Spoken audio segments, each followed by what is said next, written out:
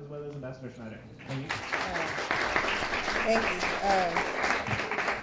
you. Thanks so much. It's great to be back with you again. I hope you're not tired of me, but anyway, we have a fantastic pair of people to talk to. I'm not going to waste a particularly long time on introductions. You all heard, I hope many of you heard John Pfeffer give a great talk last night on North Korea, so you know he specializes in Korean studies and has taught both in Washington and in Korea, and he co-directs the foreign policy and focus at the Institute of Policy Studies in Washington. But I learned from him last night that he is a person of many interests, and he's also currently writing a book on Islamophobia in the United States. And you'll hear some of his other interests today. We're very, very lucky to have with us Claire Lockhardt as well, who you're meeting for the first time. Claire brings to the discussion an incredible level and degree of expertise in the whole issue of development aid and governance. Her expertise in those areas, what we are calling in this panel the civilian instruments, was recently recognized by Foreign Policy, where she was included among the 100 top thinkers in foreign policy around the world, which it's only the second year they've been doing it, but it's a great honor, and it's great to see that they recognize people who do what Claire does. And recently, she has been working in particular in Afghanistan, and they're founded with Ashraf Ghani, who is working in the government now. Is he a minister now? Half in, half out. Chair of transition. Yeah, chair of transition. It's kind of like the U.S. government, 10 years later, in transition. But he's considered one of the most intelligent, most reliable, most creative thinkers in Afghanistan, and has gone back to his country to help it in this period of transition. With Ashraf Ghani, Claire Lockhardt has founded the Institute for State Effectiveness, and they work not only in Afghanistan but around the world, so you'll hear a little bit of both experiences on helping states transition to effective governments and economies, whether from all different kinds of situations. So I'm going to begin with Claire Lockhardt, and actually I'm going to begin with Afghanistan. We've all heard again and again, I believe we were trying to identify, I think General McChrystal said it for the first time, but we've heard the phrase, this conflict cannot be won militarily. I was saying that people in Afghanistan I spoke to took that rather badly and took that to mean that we were conceding defeat, that the U.S. Army could not beat the Taliban, which was not at all what it meant. What it meant was a recognition, a very realistic recognition, I think we can all agree, that the conflict in Afghanistan must be addressed from multiple different perspectives, not just the military one. And it could be, and this is something we increasingly hear General Petraeus saying, that the non-military ways of approaching the challenges that country faces may be the most important. So I wonder if you could talk a little bit about what some of those non-military means are, how they have been working over the last 9 years in Afghanistan, and what's different about what General Petraeus is doing now. Thank you. And yes, I think absolutely we hear leaders from General McChrystal and now General Petraeus right across the spectrum to UN and diplomatic leaders saying there are no purely military solutions. It's the non-military which are going to be the make or break of security in the country. And even I find leaders like Lakhdar Brahimi, maybe 5 years ago, they were saying there are no military solutions. Now they're saying the military component is necessary for security, but it needs to be complemented by the non-military. But I think, tragically, 10 years on, in this current phase of international engagement in Afghanistan, those non-military components have not yet been adequately mapped and identified. And what's desperately needed at the moment in the country is an articulation of what is the political process, the economic process, the citizen engagement, the civil society engagement that is absolutely critical to success. Looking back over the last 10 years, actually 2001 to 2005, the country was broadly on track. In 2005, leaders were talking about bringing the troops home. They said the country's stable now. We've had a successful election. Now, 2001 to 5 in Afghanistan was not perfect. It was far from perfect. But there were a number of things that were done right there. And at the heart of it was a building of trust between citizens, their government, and the international community, a process that relied almost wholly on the political, the economic, and the civil society dimensions. Turned out there wasn't enough attention on building the army and building the security, and other mistakes. And if there were two big mistakes, I think one was funding warlords and letting them have impunity and live above rule of law. And what happened? They began to prey upon the population, and the trust was broken. And second, actually tipping in billions of dollars into what Ashraf Ghani and I in our book call the aid complex without the right accountabilities. There was a lot of money, but not the right design. And if we go back to the principles, we're in the Marshall building now, the principles of the Marshall Fund, it was getting the design right. Now, aid is critically needed, but the design has to be right. So what went right? A number of things. I mean, for example, OPIC was used, the Overseas Private Investment Corporation of the US. Just a $20 million risk guarantee has enabled billions of dollars of investment in the telecom sector in Afghanistan. There are now 12 million mobile phones. Yes, right. That, to me, is a great example of the harnessing of American power. Now, that $20 million was never drawn upon, but it gave the confidence to the telecoms companies to come in and invest. So that's, to me, one example of a civilian instrument. It doesn't cost much money to the American taxpayer, but those billions of dollars wouldn't have come without it. Another example, and some of you may be familiar with, the National Solidarity Program. There's a trust fund created in Kabul, and managed by the World Bank, and a block grant of $20,000 is made available to each and every Afghan village. It's now been implemented in 28,000 villages. Each village, they don't have to have the money, but if they want the money, they have to have a council. They choose how they have the council. 99% of times, they've chosen to have a secret ballot election, but they choose democracy. And they've built thousands of projects themselves, and they own it. They defend them against the Taliban. So some examples of what's gone right, number of examples of what's gone wrong, and in the words of once I was asked by some Afghan citizens, sit down, we want to tell you the story. We're going to tell you the story of $150 million going up in smoke. It was for a shelter program run by a UN agency. They were told it was going to happen. 6 months later, they were told it had finished, but nothing had changed. They went to find out what had happened, and they found that the money had gone through so many chains, from UN agency to NGO, so little money was left at the bottom that all they could use was use the wooden beams and chop them up for firewood. Now, not every aid project is as bad as that, but we've really got to look back at the design. And I think, in conclusion, think about engagement of not just state to state, but civil society and market, and really look at what is working and get that design right. I'm going to just ask a follow-up question and then turn to you, if it's okay. One of the things I heard when I was in Afghanistan in October, and I'm being kind of deliberately provocative here to follow up on your point, because I think it's important to understand what is working, what isn't, what's true, and what isn't. And now in the newspapers, all we see is, the money wasted, the money wasted, the money wasted. I've never heard of these two things you mentioned, both of which sound excellent. The insurance reminds me of one of the most effective pieces of legislation in this country, which also never cost anybody a cent. It's the indemnity for traveling exhibitions to museums. And the government has a national indemnity that is there for insurance for any art exhibition. You have to apply to the National Endowment to get it, but it exists. And they give it, quite liberally to good exhibitions. And that's the only way we can have these incredible exhibitions with these incredibly valuable works of art moving around. It could never be funded by the individual institutions.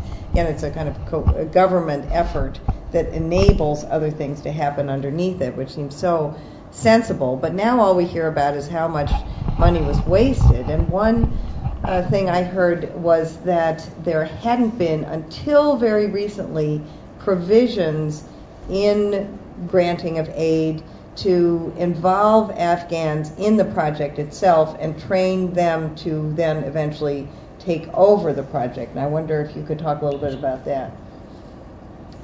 Very much so. And I think in the practices, what happened in 2001, it was the tragedy of 9/11, had everybody, of course, by surprise. And in the initial phases of disbursement of aid, The embassy was understaffed. The GAO has documented this. Something like 5 or 6 contract officers had to oversee billions of development, and there wasn't the right attention to participation in the projects. What does work? I think absolutely looking at the use of funding to tackle the problem of risk. How do you identify risk, quantify risk, and then develop the risk management mechanisms? This could be, it's not going to be the whole solution to the problem of conflict prevention and development, but it's certainly part of the solution and is a very, very cost-effective way, particularly in an era where we're all looking to save money, where the impact could be incredible. And I think we do need to look at bond risk insurance, guarantees, and so on, and we need to have a greater involvement of the World Bank, the IMF, and the regional banks in countries, Afghanistan and other countries like it. Another huge, one of the missing lacunas in the country, many people cite in Afghanistan that one of the successes was getting 5 million kids back in school, boys and girls, and absolutely that's a success. But there's a missing side of the story here relating to the involvement of Afghans in project management. The UN said in 2002 to the Afghan government, you're not allowed to invest a cent of Afghan money, in Afghani, in secondary, vocational and higher education until every kid is in primary education. So the Afghan government was forced to take out of their national budget all the funding for the schools and the higher education that already existed and put 100% of it into primary education. Now, of course, primary education is important, and of course it should be there as a Millennium Development Goal. Universal primary education globally is a hugely important thing. But if it comes at the cost of equipping a country to have its next generation be the accountants and the lawyers and the engineers and the electricians and the plumbers, then of course the country is going to be in conflict perpetually. And I think this, to me, is one of the biggest lacunas in the current strategy, that there's a massive emphasis on a civilian surge, sending in foreign service officers, whether it's from the US or other countries, to the country. But I think you could have 1 million service officers in the country, but if you don't equip Afghans and invest in their capability, we're going to be perpetually back at square one. So one recommendation, how do we rethink university-to-university partnerships, people-to-people partnerships, and almost do a labour market study, a skills study of the country for a country of Afghanistan's side, and this analysis could apply as much to a Haiti or southern Sudan. How many accountants, lawyers, bricklayers, plumbers do you need to run a country and its economy, and how are they going to be trained? Oh boy, Claire, that is just heartbreaking. I particularly because Georgetown University was actually the first place where Hamid Karzai ever spoke in this country, and in the summer of 2002, must have been summer of 2002, Georgetown hosted a conference with the new Afghan cabinet. It came over and met with their counterparts in the U.S. cabinet. And they had a meeting, an open conference where they spoke about their challenges. And one of the things that was said was, if you want us to be a democracy and a viable country, help us to rebuild our universities. So that is tragic that that was not heard. And if I may, a quick aside on this. Last year, the entire national budget for vocational training and higher education for the entire country was $35 million. Oh. So, not wanting to end on a despondent note, but it was so depressing. I'm going to turn to John and ask you, from your experience, one of the things I remember from your talk last night was the emphasis that in North Korea, if you look at making a foothold somehow in North Korea, there's nothing to hold on to because there's no civil society of any sort. I wonder if you can talk about your knowledge and experience of how civil society has worked effectively in countries that have come out of hard times to establish themselves as viable economic and democratic or societies. Well, certainly the example of South Korea, gives us a case of extraordinary civil society that was responsible in the 1980s for basically democratizing an authoritarian regime that had been in place since not long after the Korean War. But more importantly, not just tearing down an authoritarian regime and its structures, but also establishing all of the mechanisms that are necessary for ensuring that democratic institutions prosper. Watchdog institutions, transparency, ensuring that, South Korea, of course, is the exact opposite of Afghanistan in some sense, because, of course, South Korea is well known for its educational system, the amount of money that is invested in South Korea. And so even during the authoritarian period, you had educational systems pouring money into people who were, basically spending their entire time devising how to get rid of that authoritarian system. So it was a very successful educational system from that regard. But even today, that educational system continues to pour an enormous amount of money into essentially civil society, the creation of civil society. I'll give another example from Bosnia, which is a very challenging place at the moment. You've probably read many newspaper accounts of how Bosnia has not yet kind of come together as a country. It was, of course, created as a patchwork after the terrible wars that took place there. And you essentially have a Bosniak-Croat federation, and then you have Republika Srpska, the Serbian side. And you don't have very much agreement at the level of federal institutions, but you do have emerging civil society that sees itself as Bosnian. Okay, and that's kind of a radical thing in Bosnia today, to see yourself not as Serb or Croat or Bosniak, but as Bosnian, as having this new identity. And the role of artists, I just want to mention the role of artists in this, because in the creation of a new identity, if you look back at history, people often speak of the role that artists play, of, for instance, poets who sing a nation into reality. Dante, Chaucer, Petrarch.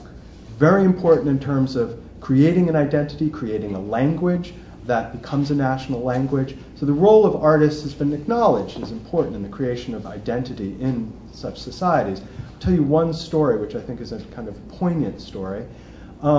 Because when I travel in Bosnia, I speak a lot with artists, and I speak a lot with a lot of other people, and virtually everyone I talk to is pessimistic about the future of Bosnia, with the exception of artists, young artists.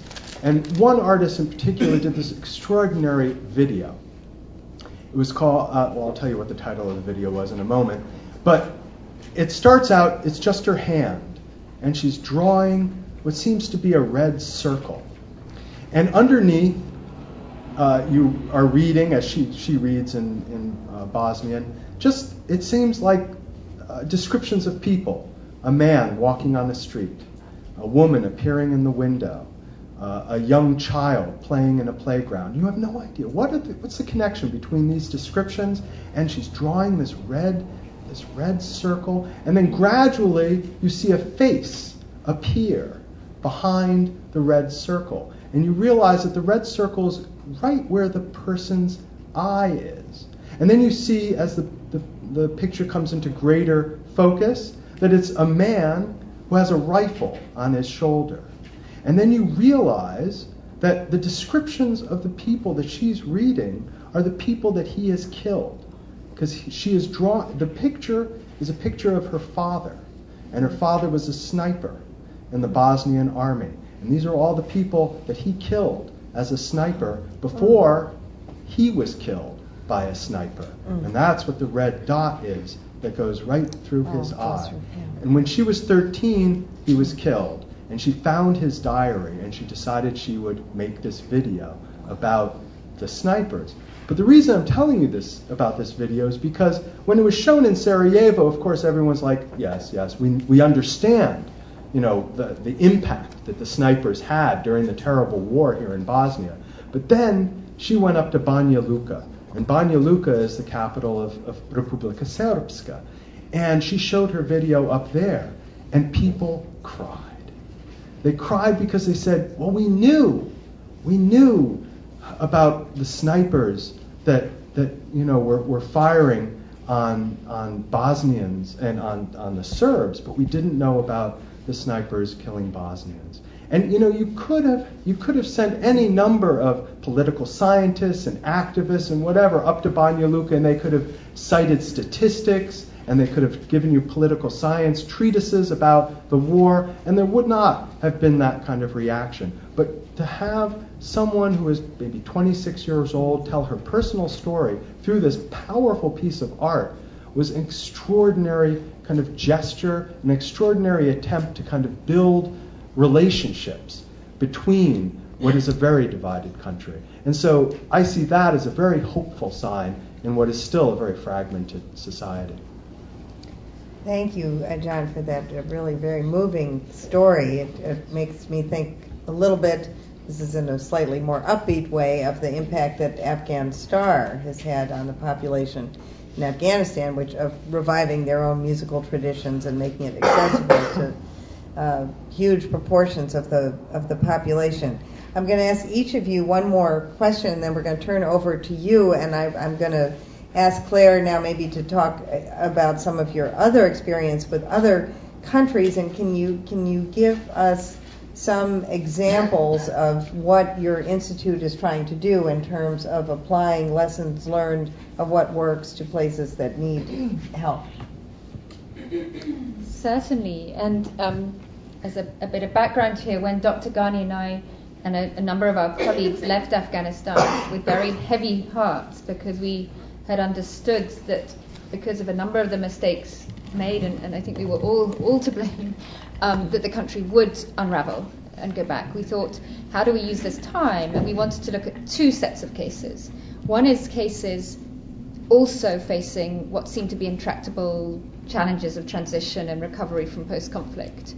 And so our colleagues and we went and spent time in Haiti, Liberia, Kosovo, Lebanon, Nepal, Sudan, Somalia.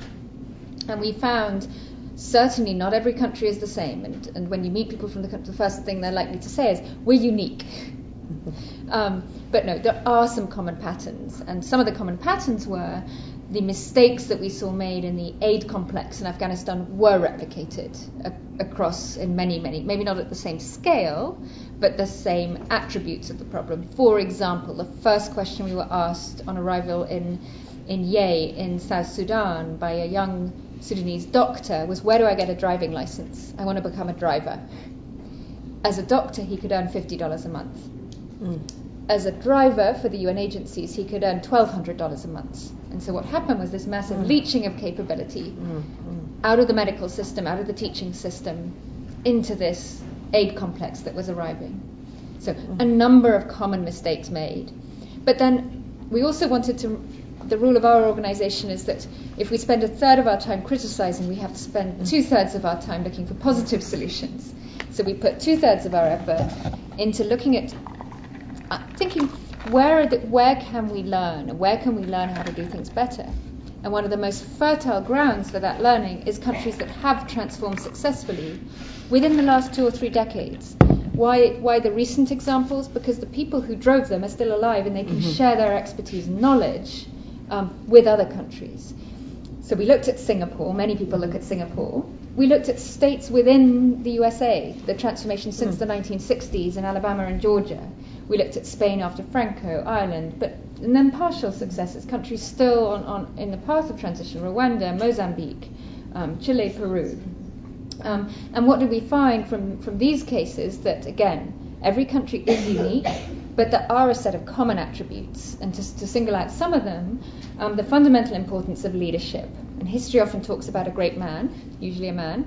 What we found was there was always a team of people who came together across ethnic, political, religious, geographic boundaries. And they agreed to work together over the long term. Second attribute of countries, places that transform successfully is real attention and investment in the population, the higher education, the vocational training that we saw so missing in Afghanistan. So huge attention paid to that.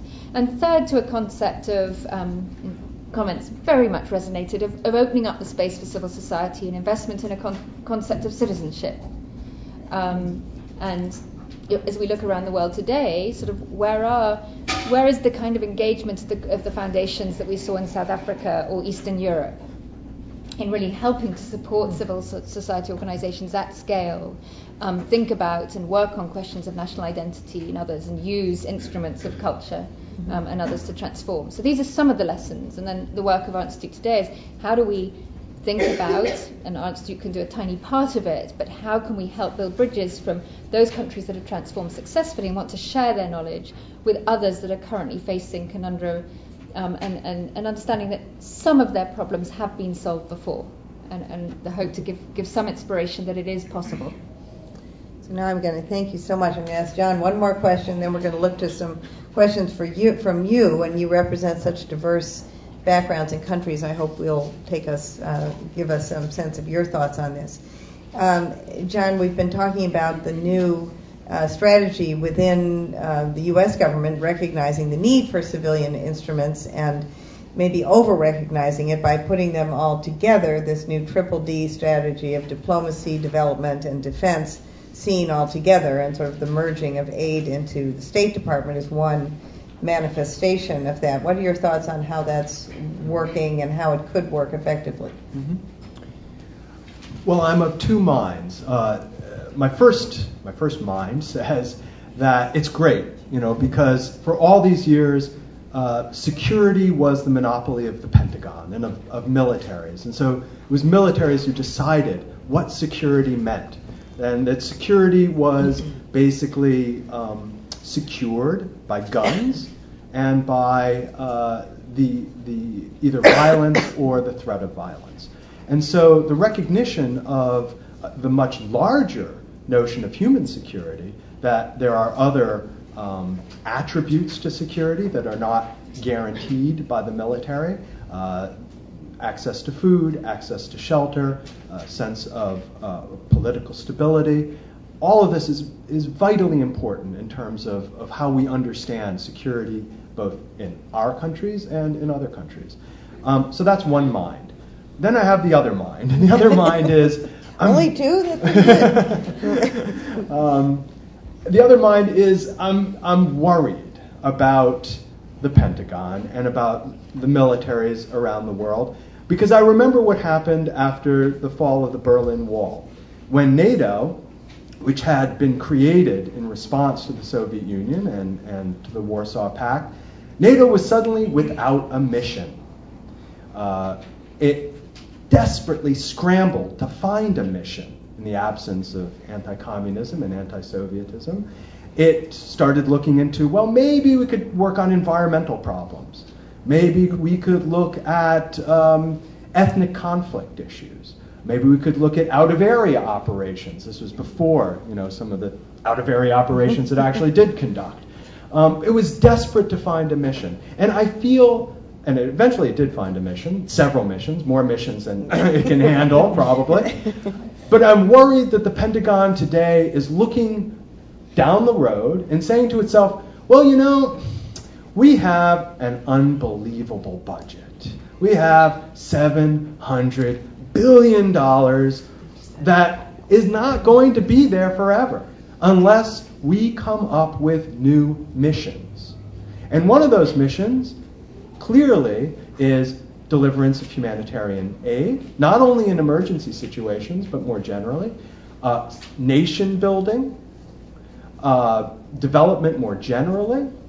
And my concern is if the military becomes involved in these tasks, not on an ad hoc basis, but in an institutional way, that raises a number of very challenging questions. The first, of course, is budgetary. Are we going to be willing to continue to give the Pentagon $700 billion because it now has all of these new things that it needs to do? The second is the association of the Pentagon on the ground in certain countries is problematic for civil society. Civil society, actors, if they are associated with U.S. soldiers as opposed to U.S. NGOs, suddenly their credibility might be at risk. Depends on what society we're talking about. Those are two of what I think are many challenges that are raised by this. So those are my two minds. Thank you so much. That gives you all a lot of food for thought. So let's hear your responses, questions, comments. Okay, and I have the wireless mic. The other panelists are also waiting outside, so I would suggest maybe let's take a few questions, and then we can invite the other panelists to join us to continue the discussion. But I see a few hands here. Hi, my name is Tracy Swiat from Indiana University, and I know we're talking a lot about how higher education really helps, especially the younger generations in these countries, but I was kind of wondering more about even the younger kids in the regions, and maybe not so much that the two countries you two have been talking about have like problems with like child soldiers, but I guess pertaining to that, how do you make sure that these younger kids aren't being influenced by these like negative soft power influences in their regions? I'm just going to ask for a little clarification. Are you talking about issues of child soldiers, which are not so much recruited by soft power as extremely hard power? But I'm confused. And just clarify what you mean. Oh, well, just kind of how you can protect younger children from being influenced by, I guess, like maybe not so much terrorists that young, but I mean these forces that are present in their regions that can make them develop hatred against others. Can we take maybe one other question before we invite the other panelists in? Yeah. Okay. I just wanted to ask a question real quick. Brianna Oliver at Washington State University. What was the title of that film that you mentioned, Mr. Becker? Okay, that's an easy one. And can I ask? I'm going to ask someone to ask a question, and you don't have to if you don't want to. But Lana, I'd love to hear your response, since you're from Bosnia, to what your response is to the description of this video. Okay. Okay. You want to, or if you have a question about it, but I'd love to do you know about it? Does it have that kind of impact? Sure. My name is Lana, and I live in Colorado. I go to University of Colorado, but I'm from Bosnia originally. And thank you so much for what you have to say. It's very moving, and especially because you probably know a little bit about what happened in the region. You were there, and as you were talking and as you were telling the story, I was thinking personally what happened and kind of what I went through, and I guess it's kind of a comment, but more of a question as well. But just here in America, especially with groups such as this one, where I have, I've made friends to my left from Slovenia, and I have a friend to my right who's from Serbia, and a few from Croatia, and I guess it's easier that's kind of a good example of what's happened, but there's a lot of, this is why I usually don't say anything about it, it's just like really hard to talk about, but some aren't very fortunate to have relationships like that, to be able to trust people like that, especially when it's I guess, within borders conflict like it was. So I guess for people that aren't as fortunate, that are losing a sense of self and losing that identity, what is something that I guess America or different international institutions could do to kind of promote that sense of self for some that may not feel that, because I know personally, people, especially in Colorado, they lose that sense of self. We were just talking about this at lunch. They're starting to forget who they are, where they came from, because they are in such a different environment now. So what, I guess, that would be my question. What is something that people such as yourselves that are in that powerful position could do to promote that here, as well as in the region itself? So I'm going to ask each of you to take as many of those questions as you'd like, I guess as quickly as you can. Sorry. Thank you, Lena. Thank you. I think I'll just touch on the first question, which is protecting children from malign influences, and I think I come back to the central importance of education and getting away from just looking at numbers in schools to thinking about what type of curricula, what type of education, what type of exposure, not only through formal education, but also the broader experience of childhood and teenage years, and what opportunities are going to be available to them. I mean, again and again around the world, in countries where from the exterior we think, oh, the threat is of terrorism and extremism. Well, I've been and I've had the honor to sort of be guests in villages that are heartlands of insurgencies in a number of countries. And when you talk to the teenagers in there, they say, oh, we want, where do we get a job? Where do we get a skill? So are we engaging our powerful global organizations and state departments and foreign offices around the world thinking about engaging in offering opportunities as much as combating threats. And I think this, in the words of a very senior U.S. general, is America and are other countries relying too much on their capacity to intimidate and not enough on their capability to inspire and attract? Thank you very much, Claire. One. I'll try to answer all three simultaneously. 3 minds we are required now. And if Lana will correct me, I believe the name of the video is just Sniper, but it's spelled Snajper. Is that how it's spelled? Two points about what can be done. In Bosnia, I was very impressed with the work of what's the organization called the Nansen Center, which is a Norwegian organization. And they set up a very interesting project not far from Srebrenica, which is the location of one of the great horrors of the war, where they didn't just involve students in the classrooms, because these were divided schools in which you had primarily Bosniak students and primarily Serb students going to different schools. And they said, we're going to offer, again, it was, I think, computers and English. It was the same two things that were being offered in the North Korean schools I talked about yesterday. Computers and English after school. And nobody initially wanted to come, but then they decided, okay, we're going to have to involve the parents. And that was the key thing, to involve parents as well as children in this, because it really was not just, it can't fall on the children's shoulders. I mean, they're like 7, 8, 10 years old. It really has to be a family and community thing. It has to be a decision on behalf of everyone involved. So I was very impressed by that example. And in terms of, well, I guess I would, in some sense, answer your question as well in terms of what can be done. I wanted to, because you mentioned child soldiers, I just wanted to mention one other project very quickly. A choreographer, a dance therapist that I worked with, went to Sierra Leone and worked with survivors of child soldiers who could not reintegrate into the community. They couldn't reintegrate because they had not gone through any of the traditional rituals. They had been absent, in addition to having been perpetrators of horrible crimes, some of which, the victims of which were in that community. He worked with them in dance therapy for about 6 months, at the end of which they held an amazing kind of collective dance for the community in which they performed what they had learned. And at the end of it, the elder of the community went up to the group of children and said, "What you did was amazing. What you danced here for us." And because the dances incorporated traditional ritual movements and traditional ritual dances, the village elder said, "This is a substitute for what you all missed when you were children and the kind of rituals you were supposed to go through. As a result of this, we welcome you back into the community." And it was an unbelievably powerful event in which art again played this important role in reintegrating a community. Thank you so much. Thank you so much, Mark. I will hand it.